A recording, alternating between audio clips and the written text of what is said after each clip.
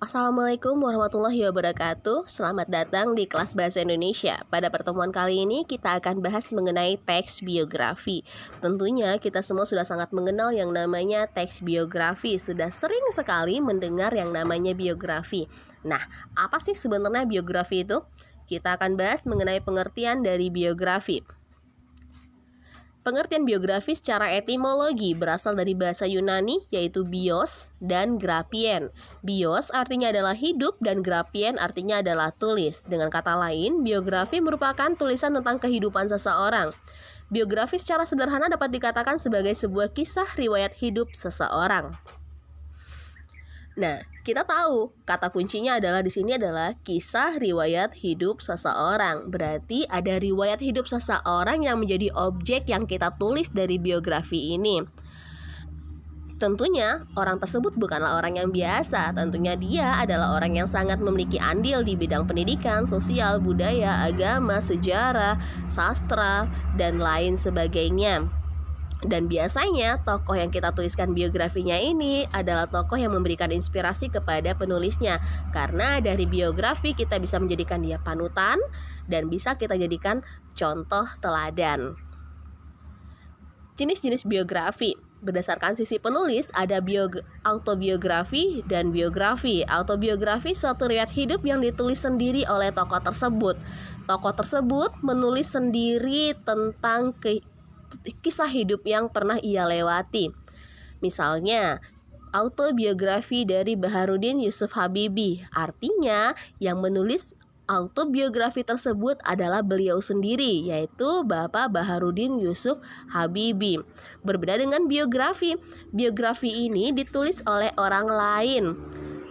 Orang lain menuliskan kisah hidup tentang objek yang kita tuliskan biografinya. Berarti orang tersebut akan mencari tahu tentang kisah hidup orang yang akan dituliskan biografinya. Bisa jadi melalui wawancara, pertemuan dengan beberapa orang-orang terdekat, riset, dan lain sebagainya.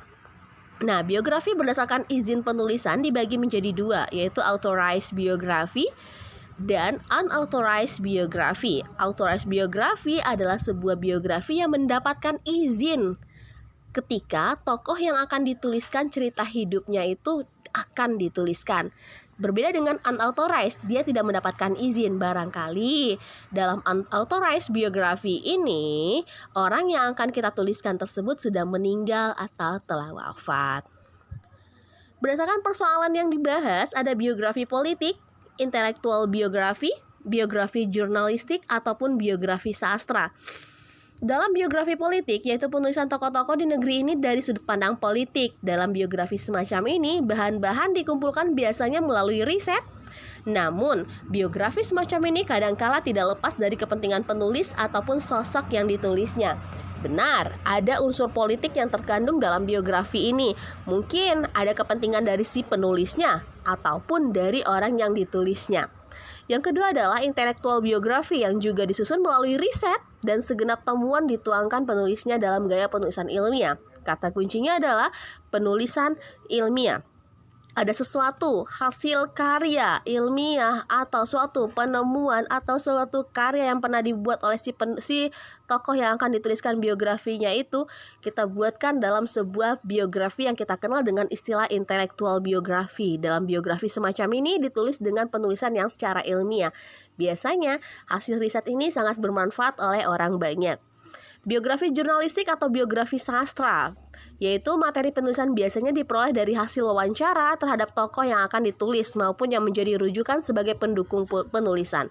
Ini lebih ringan karena cuma keterampilan dan wawancara. Kenapa kita bisa bilang ini lebih ringan? Karena dalam teks biografi jurnalistik ataupun biografi sastra lebih identik dengan sebuah kisah riwayat hidup. Kita akan membacanya seperti sebuah kisah nyata yang pernah dipaparkan dalam sebuah teks narasi. Namun, dalam teks ini kita angkat dari kisah hidup seseorang yang bisa kita jadikan panutan. Oke, struktur dari teks biografi. Ada orientasi, urutan peristiwa, dan reorientasi.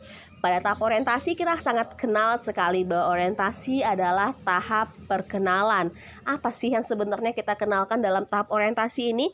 Ya ada tempat, tanggal lahir, kehidupan masa kecil, gambaran secara singkat biografi secara keseluruhan dari si tokohnya tadi.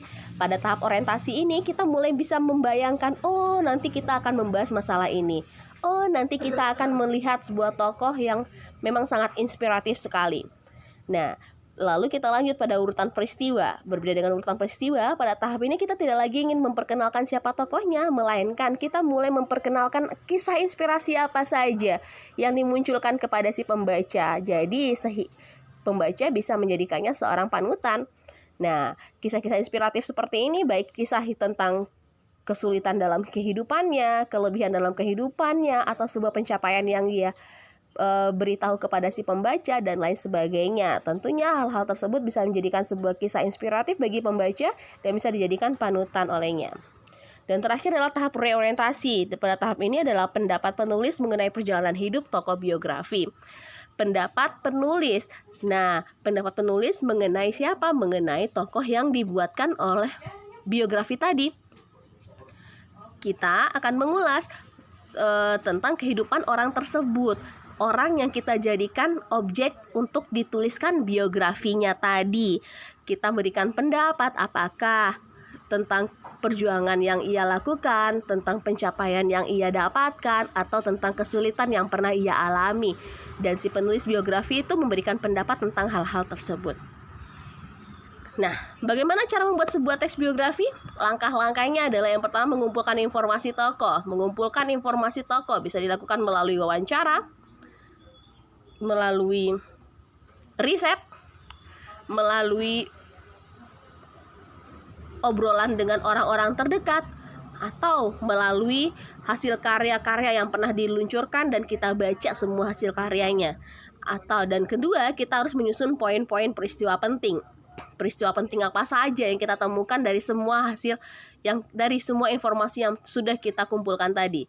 Dan yang terakhir adalah kita menyusun kerangka tulisan. Setelah kerangka tulisan tersebut, baru kita masukkan ke dalam strukturnya. Strukturnya yang mana? Orientasi, urutan peristiwa, dan reorientasi. Nah, ini salah satu contoh dari teks biografi. Biografi dari Cut Nyak Dien. Kita akan baca.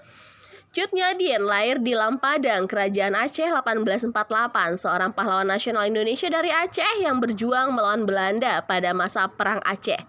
Cut Nyak Dien dilahirkan dari keluarga bangsawan yang taat beragama di Aceh Besar, wilayah 4 Mukim pada tahun 1848.